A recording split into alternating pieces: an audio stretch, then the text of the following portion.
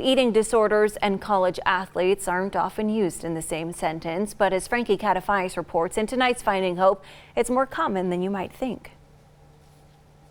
As 6 on Your Side takes a closer look at mental health in Idaho, eating disorders are a growing issue among college athletes.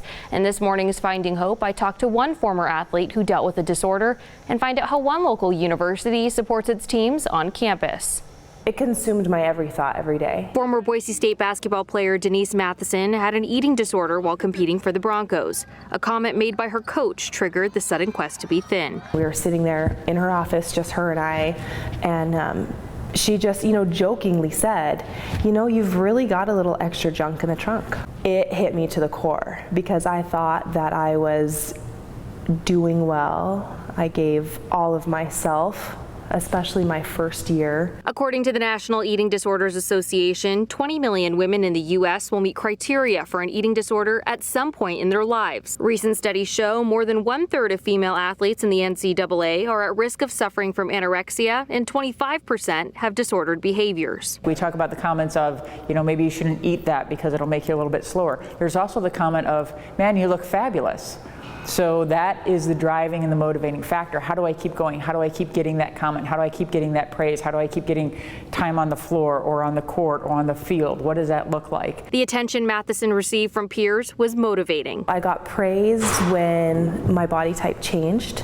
The summer between my freshman and sophomore year, I was very much praised, which then just fueled the fire. If I ate something that I thought wasn't right, or if I ate too much of something, running it off or biking it off or not eating the next day. Her way of life began affecting how she lived her life. I restricted my diet, which of course restricted my energy level. And so then I started taking caffeine pills. The caffeine pills were only a temporary fix. Denise tells us that one day when conditioning with her team, she felt faint. She ran off and eventually passed out on a field.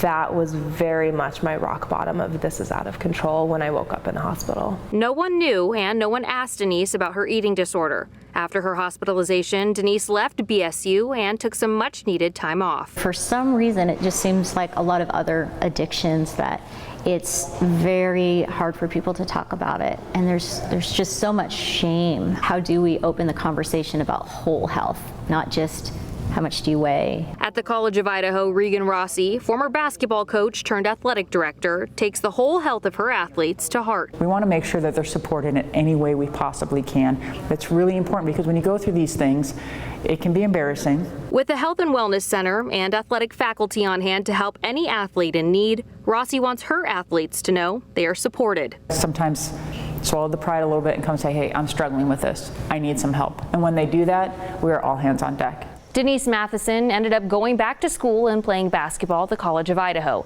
She coached for the Oats and is now a happy, healthy mother of 5. If you or someone you know is struggling with an eating disorder or disordered eating, you can call the National Eating Disorders Hotline at 1-800-931-2237. In studio, Frankie Catafais, 6 on Your Side.